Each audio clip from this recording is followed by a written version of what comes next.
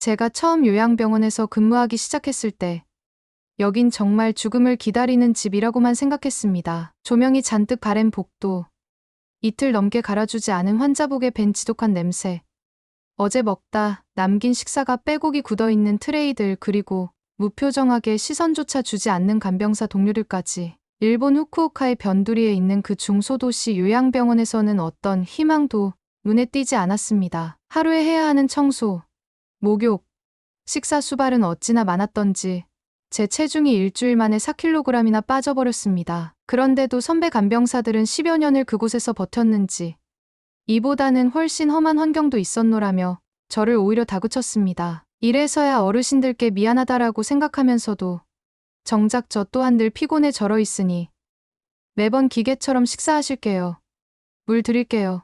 화장실 가실래요? 만 반복할 수밖에 없었습니다. 감정이라는 게 다 메말라 있었습니다. 그곳에서는 아침에 요양병원 복도를 지날 때부터 이미 오늘은 누가 돌아가셨을까? 라는 침울한 궁금증이 떠나지 않았습니다. 그 정도로 이곳은 삶과 죽음의 경계가 불분명했고 죽음이 곧 일상처럼 굴러다니는 곳이었습니다. 애청자 여러분, 1초만 소중한 시간 내주시어 좋아요와 구독 부탁드려요. 영상 제작에 큰 힘이 된답니다. 저는 일본 나가사키 출신의 하루카라고 합니다. 올해 33세가 되었고 얼마 전까지만 해도 후쿠오카 근교의 요양병원에서 간병사로 일했습니다. 지금은 이렇게 한국에 와서 전혀 다른 세상을 살아가고 있지만요. 제게 이 거대한 변화를 가져다 준 건 사실 한국인 남편과의 결혼이었습니다. 그 전까지 저는 한 번도 한국이 이런 나라일 줄 상상조차 못했습니다. 한국도 일본처럼 고령화가 진행 중이라던데 아마 상황이 비슷하겠지 하는 가벼운 생각이었지요. 그곳에서 제가 보았던 풍경이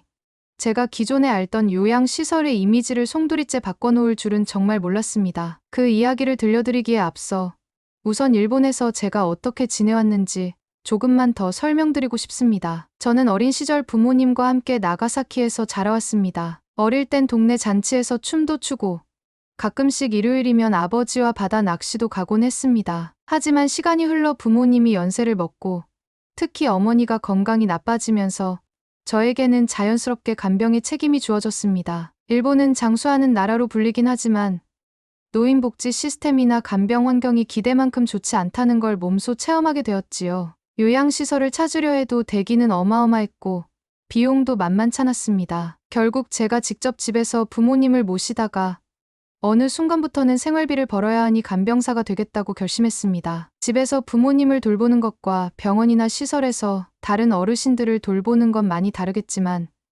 그래도 제가 직접 겪은 경험이 어딘가에 도움이 되지 않을까 싶었습니다. 그러나 막상 일본의 요양병원에서 일하기 시작하자 이상과 현실의 간극은 어마어마했습니다. 간병사 1명당 12명까지 맞는 건 비일비재했고 휴게 시간이라고는 커피 한잔 할 틈도 없을 정도였습니다. 어떤 날은 5분 정도 짬을 내어 화장실에 가면서도 나중에 또 환자 호출벨 울리면 어쩌지 하고 조급해지기도 했습니다. 여유롭게 대화하며 웃는 장면은 TV 드라마나 광고 속에서나 볼 수 있는 장면이었죠. 현실 속의 어르신들은 대부분 침대에 누워 신음소리만 내거나 혹은 치매로 정신이 오락가락하여 환청에 시달리곤 했습니다. 그런 분들을 오직 한 명의 간병사가 여러 명 동시에 책임져야 하니 자연스럽게 감정 없는 기계가 될 수밖에 없었습니다. 그리고 솔직히 말씀드리면 일부 어르신들은 아주 거칠게 대하기도 했습니다. 제 머리카락을 쥐어뜯으려고 하시거나 주먹으로 제 등을 후려치는 분도 계셨으니까요. 그럼에도 제가 불쌍했던 점은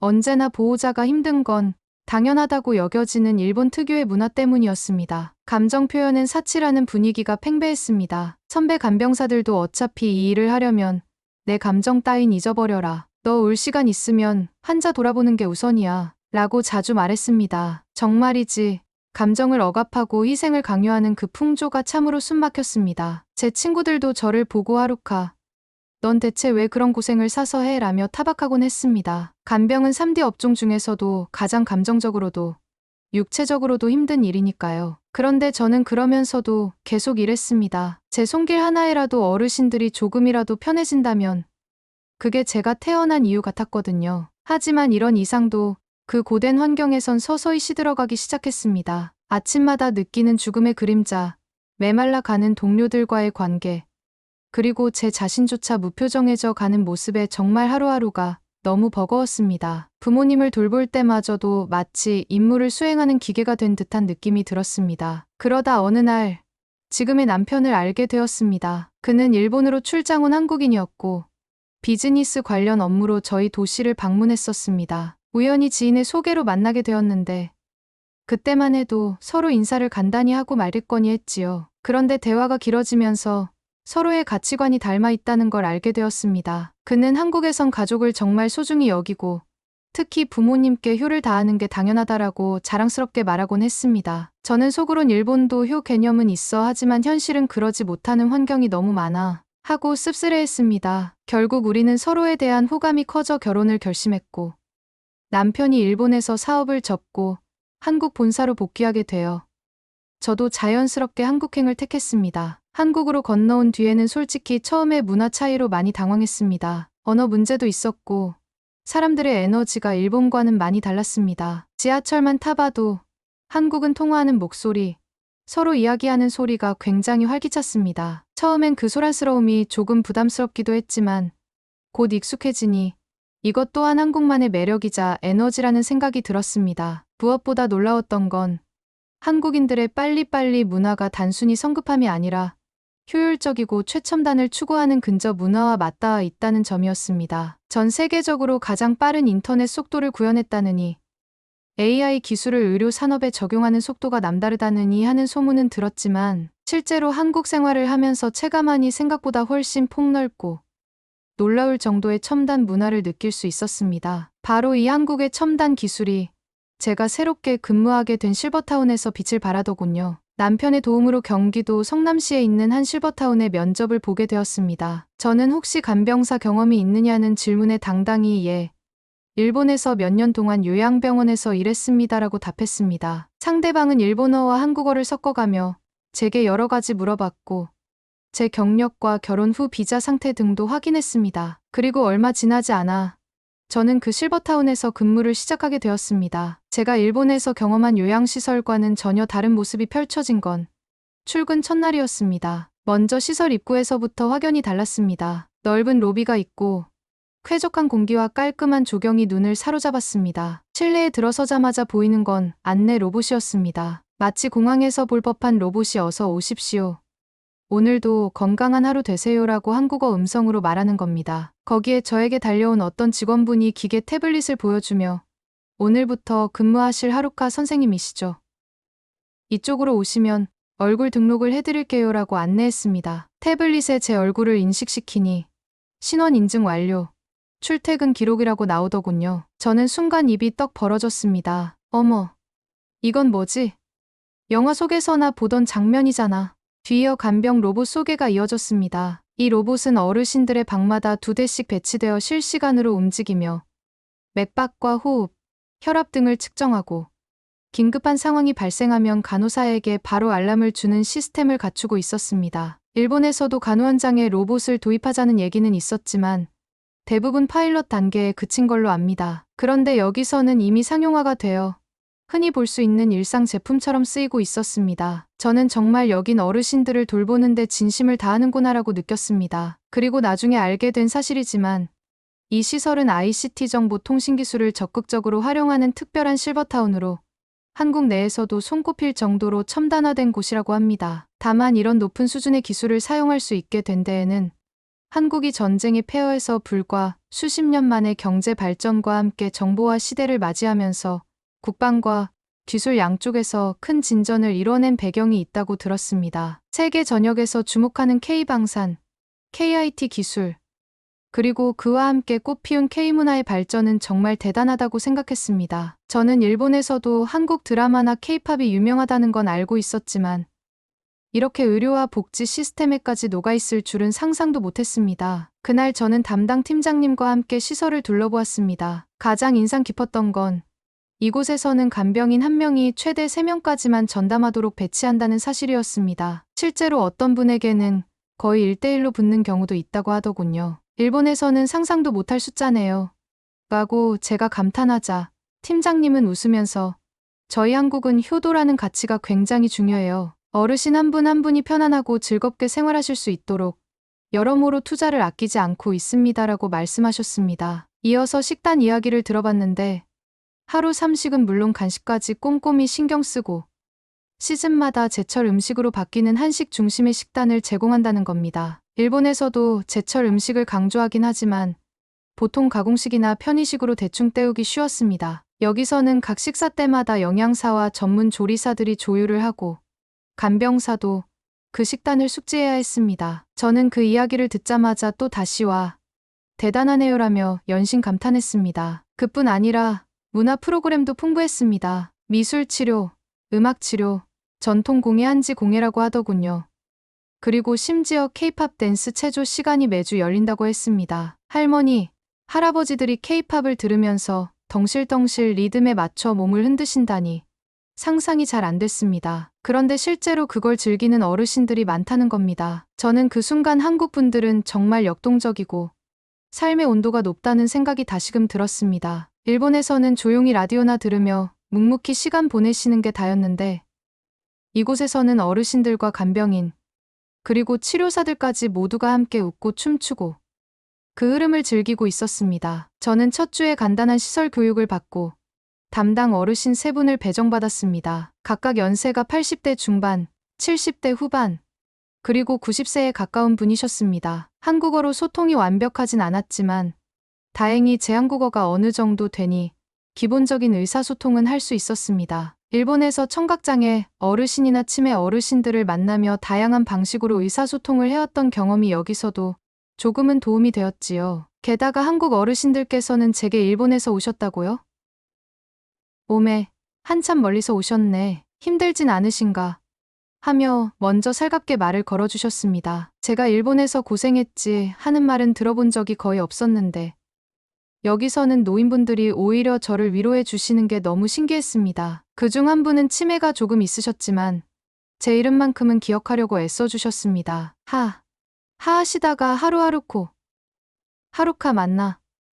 하고 말씀하실 때마다 저는 웃음이 났습니다. 어르신께서 저를 부르려고 노력하시는 모습이 왠지 모르게 제 가슴속 깊은 곳을 뭉클하게 만들었거든요. 일본에서는 워낙 많은 어르신들을 한꺼번에 맡았고 그분들이 저를 인식하지 못하더라도 어쩔 수 없다고 체념했는데 이곳에서는 정반대였습니다. 어르신들이 저를 기억해주고 고마워, 내 딸 같아라고 말해주시는 순간 저는 그동안 제가 잃어버렸던 감정들이 되살아나는 기분을 느꼈습니다. 그리고 정말 놀라운 일이 있었던 게 바로 AI 간병 로봇과 스마트 센서 시스템을 통해 한 할아버지의 생명을 구해낼 뻔한 사건이었습니다. 어느 날 아침 90세 가까이 되신 할아버지가 새벽 무렵부터 기력이 급격히 떨어지고 있었던 겁니다. 저는 새벽 교대를 하고 있지 않았기에 그 상황을 직접 목격하진 못했지만 AI 간병 로봇이 센서를 통해 할아버지의 호흡과 맥박이 위험 수치로 떨어진 걸 감지하고 직원 단체 채팅방에 긴급 알람을 보냈다고 합니다. 마침 상주 간호사분이 그 알람을 보고 바로 달려가 조치해 주셨고 119 구급차가 도착하기 전에 이미 응급처치를 적절히 해서 생명을 건지신 거죠. 그런데 그 뒤로 알게 된 사실은 할아버지는 본인이 혼자 계신 줄 알았고 밤중에 위급 상황이 오면 그 누구도 모른 채로 아침이 될 때까지 방치될 뻔했다는 겁니다. 일본 요양병원에 있었다면 과연 이렇게 기민하게 대처할 수 있었을까?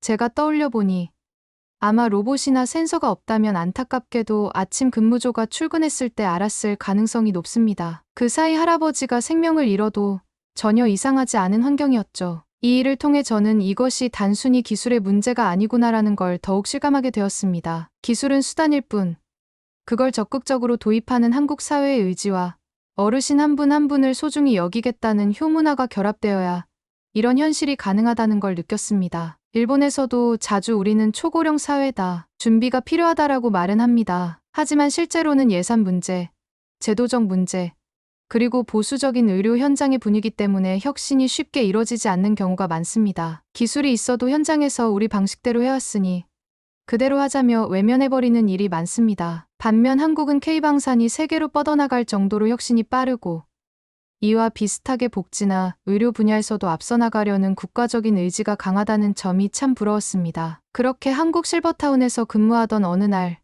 저는 또 다른 문화 충격을 받게 됩니다. 점심시간이 다가오자 오늘의 메뉴는 된장찌개와 나물 반찬, 그리고 불고기라고 하더군요. 시설 구내 식당 한쪽에 어르신들이 모여서 식사를 하시는 모습이 보였는데 마치 군대 배식처럼 한 줄로 서 계신 장면이 아니라 다들 원형 테이블에 둘러앉아 계셨습니다. 중앙에는 깔끔한 식판들이 놓여 있고 직원분들이 식사를 할 분량을 배분해주고 있었습니다. 그 식당 풍경이 하나같이 환하고 어르신들도 서로 대화를 주고받으며 식사를 즐기시는 겁니다. 그러다 어떤 할머니가 저를 향해 하루카, 이 된장찌개 좀 더 먹어봐. 이런 맛은 일본에 없지.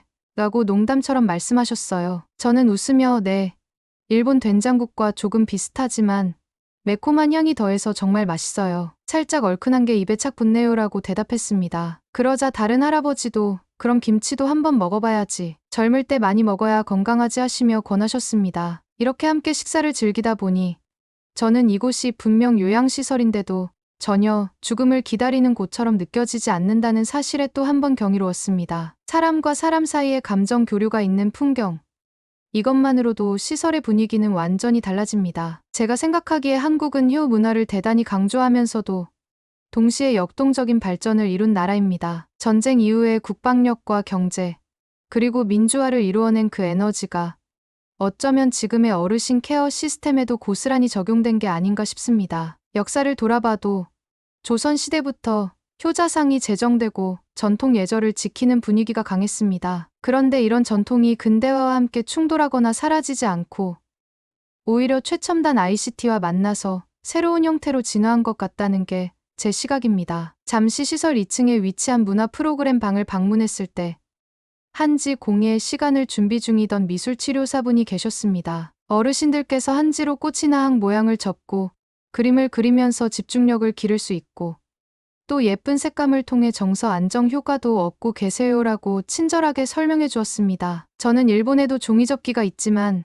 한지는 또 재질이나 느낌이 다르네요. 색감도 훨씬 더 따뜻하고 화사한 것 같아요라고 이야기했습니다. 그러자 치료사분께서 한지는 우리나라의 전통 종이인데 수백 년 전부터 여러 용도로 애용되어 왔죠. 한국은 재지 기술도 옛날부터 발전되어 왔고 또 이런 전통 문화를 재해석해 현대 의료나 복지에 접목하는 데 관심이 높아요라고 말했습니다. 저는 그 열정이 대단히 멋지다고 느껴졌습니다. 또 다른 날에는 음악 치료에 참여했는데 어르신들이 가볍게 앉아서 박수를 치며 케이팝을 따라 부르거나 가끔 가사를 혼동하실 때면 간병사들이 옆에서 적당히 장단을 맞춰드리는 모습이 재미있었습니다. 그리고 처음엔 쑥스러워하던 저도 한번 일어나서 춤까지 살짝 췄는데 어르신들이 하루카도 잘 춘다 하며 환하게 박수를 쳐주셨습니다. 이 부분에서 저는 정말 이건 간병이 아니라 예술에 가까운 교감이야라고 느꼈습니다. 사람과 사람이 맺는 관계가 춤과 노래로 이어지고 같이 호흡하며 웃는 과정이 간병 현장에서 이렇게 자연스럽게 일어나다니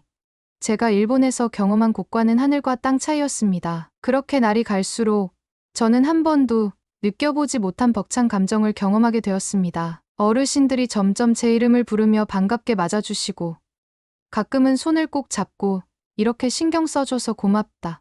너 정말 내 딸 같아라고 말씀해 주실 때가 있었습니다. 처음엔 당황스러웠지만 곧 그 따뜻함이 저를 살렸습니다. 제가 한 번도 경험하지 못한 생기 넘치는 진짜 간병이라는 느낌. 일본에서는 늘 시급과 업무량에 치여서 기계적으로 움직였는데 이곳에서는 제가 가진 정성을 오롯이 전달할 수 있었습니다. 그리고 그것을 간병이 아니라 예술이라고 부를 수 있을 만큼 한국의 시스템과 문화가 뒷받침해주고 있었습니다. 그 감동의 정점은 제가 처음으로 한국식 효문화를 본격적으로 접하게 된 날이었습니다. 어떤 어르신 가족이 면회를 오셨는데 보통 부모님을 찾아오면 안녕하세요 하고 짧게 인사하고 머뭇거리기 십상이라고 생각했는데 이 가족분들은 과일이며 반찬이며 한가득 싸가지고 오시고 방에 들어가자마자 신발부터 벗고 들어와 어머니, 몸은 좀 괜찮으세요?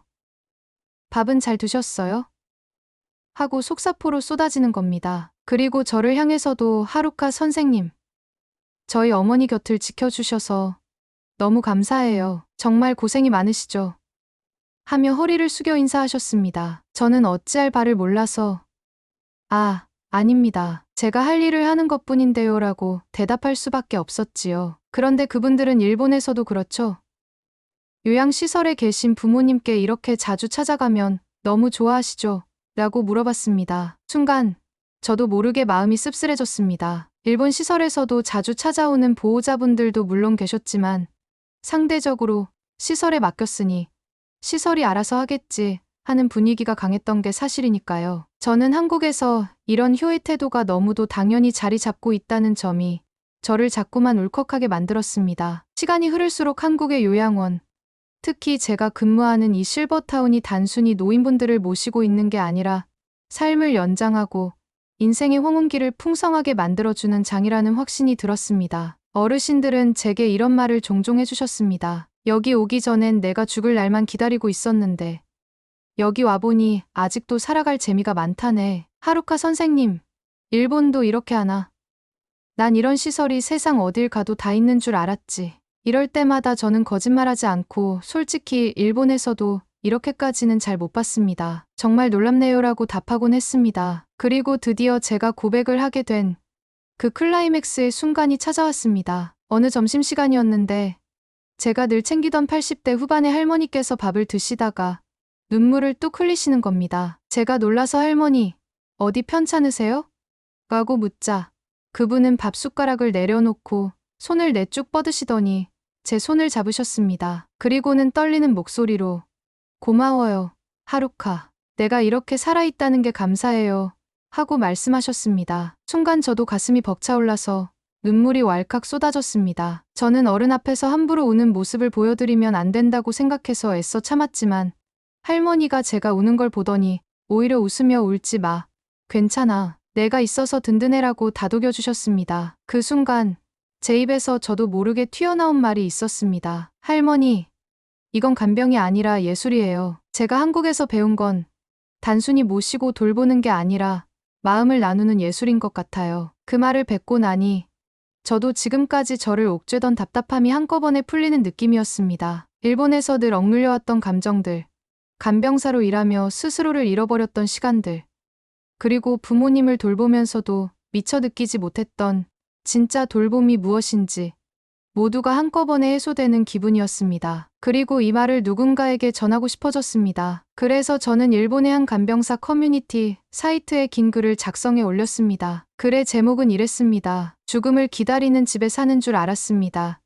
일본 간병사였던 제가 한국 요양원에서 목격한 믿을 수 없는 풍경. 그리고 그 글 속에는 제가 본 한국 요양원의 체계, AI 로봇 활용 사례, 한국인의 효문화, 그리고 어르신들과 함께 춤추고 웃는 현장의 생생한 감동을 솔직하게 적어내렸습니다. 한국에 와서 경험한 이야기를 감정을 숨기지 않고 다 털어놓았습니다. 놀랍게도 그 글에는 수천 개의 댓글이 달렸습니다. 정말 일본에서도 그런 시설이 있으면 좋겠다. 간병사가 사람 대접을 받고 일할 수 있는 환경이 부럽다. 우리도 이제는 변해야 한다. 한국 기술이 의료 분야에서도 이렇게나 앞서 있다니. 너무 부럽다 같은 반응이 쏟아졌습니다. 어떤 사람은 우리도 효 문화를 재조명해야 하는 게 아닌가라고 말했고, 누군가는 일본도 간병 로봇을 적극 도입하고 간병사 1인당 환자 수를 줄이는 방향으로 개선이 필요하다라고 강력히 주장했습니다. 그리고 더 놀라운 건 그 글이 여기저기 퍼져나가면서 일본 내 간병 관련 세미나나 포럼에서 한국의 실버케어 모델을 연구 대상으로 삼기 시작했다는 겁니다. 몇몇 지자체에서는 한국의 요양시설을 직접 방문해보고 협약을 맺고 싶어 한다는 소식도 들었습니다. 이렇게 빠르게 반응이 터져 나오다니 저도 정말 예상을 못했습니다. 하지만 한편으론 일본도 분명 바뀔 수 있을 거야. 관심과 의지가 있다면 충분히 가능하지 않을까라는 희망이 생기더군요. 사람은 누구나 나이가 들고 결국 누군가의 손길을 필요로 하는 때가 찾아옵니다. 그 순간을 어떻게 맞이하느냐에 따라 인생의 마지막 장면이 달라진다고 생각합니다. 한국이 보여준 간병 모델은 제가 알던 죽음을 기다리는 집이 아니라 새로운 삶을 발견하는 공간이었습니다. 저 역시 이곳에서 일하며 매일 새로운 감동을 받고 있고 또 어르신들과 함께하며 제 자신 또한 치유되고 있습니다. 물론 한국 요양원의 모든 곳이 이 실버타운만큼 최첨단이나 완벽하진 않을 겁니다. 또한 곳곳에서 여전히 인력 부족이나 제도적 문제로 힘들어하는 분들이 있을 수도 있지요. 그러나 분명한 건 한국은 휴문화를 바탕으로 어르신들에게 한 걸음 더 다가가고 최첨단 ICT와 결합해 세심한 돌봄을 실현하려 노력한다는 점입니다. 이건 제가 일본에서 간병사로 일하면서 상상조차 못했던 모습이었습니다. 일본에 있는 지인들이나 간병사 후배들이 저에게 한국에서 그렇게 근무하니까 솔직히 어떠냐, 정말 그렇게 좋냐고 물으면 저는 두말 없이 이렇게 대답합니다. 전 이제야 진정한 간병의 의미를 깨닫고 있습니다. 그리고 그 과정에서 한국만의 따뜻한 효문화와 기술적 우수성이 얼마나 대단한 시너지를 내는지 매일 실감합니다. 어르신 한 분 한 분을 인생의 주인공으로 모시고 가슴에서 우러나오는 교감을 나누는 것. 이게 바로 간병의 본질 아닐까요? 그 말은 사실 비단 간병사와 어르신 사이에만 해당되는 말이 아닐 겁니다. 우리 모두 결국 누군가에게 마음을 나누고 또 서로를 돌보면서 살아가니까요. 저는 한국으로 건너와 이 일을 하게 된 걸 평생의 행운이라고 생각합니다. 만약 제가 일본에서 그저 감정을 억누른 채로 어쩔 수 없지 하며 무기력하게 계속 일했더라면 이 커다란 감동도, 이렇게 제 자신이 다시 살아나는 느낌도 결코 맛보지 못했을 테니까요. 이제 곧 저는 부모님을 한국으로 모시고 오려고 준비 중입니다. 아직 확정된 건 아니지만 일본에서 치료를 계속 받던 어머니가 어느 정도 호전되시면 이곳 실버타운에서 잠시라도 머물러 보시도록 하고 싶습니다. 남편도 적극 찬성하고 있고 한국 의료진의 전문성과 함께 이곳의 따뜻한 돌봄 문화를 경험하신다면 부모님께서도 훨씬 더 편안하고 행복한 노년을 보내실 수 있지 않을까 기대가 됩니다. 물론 문화적 차이나 언어 문제로 어려움이 있을 수도 있겠지만 저는 그래도 충분히 해볼 만한 도전이라고 생각합니다. 제 이야기는 여기까지입니다. 사실 이 얘기를 하자면 하루 종일도 모자랄 만큼 많은 에피소드가 있습니다. 한국 어르신들이 저를 딸처럼 대해주시는 순간들, 간병 로봇 덕분에 위급 상황을 막아낸 이야기, 팀장님과 동료 간병사분들과 함께 어르신들 생신을 축하하면서 몰래 빵을 준비해 깜짝 이벤트를 했던 일 등등. 하지만 이 모든 순간들의 공통점은 따뜻함이었습니다. 일본에서는 시설의 색깔이 회색이었다면 이곳 한국 실버타운은 온통 밝고 다채로운 색깔로 물들어 있습니다. 그리고 제가 감히 말하건대 그 색깔들은 그냥 인테리어 색상의 문제가 아니라 사람 간의 따뜻한 감정의 색이었습니다. 저에게 간병은 이제 더 이상 무거운 희생이 아니라 서로의 삶에 함께 빛이 되어주는 과정이라고 느껴집니다. 한국인들이 오랫동안 중요시해온 효도라는 정신, 그리고 전 세계가 주목할 만한 최첨단 ICT 기술, 맛깔스러운 한식 식단과 풍부한 전통문화 프로그램들, 그 모든 것이 모여 어르신들의 일상을 풍성하게 만들어줍니다. 제가 그 작은 일부로서 매일 옆에서 도움을 드릴 수 있다는 사실이 요즘은 저에게 엄청난 자부심이 됩니다. 일본 간병사 저 하루카가 한국 요양원에서 경험한 믿을 수 없는 풍경.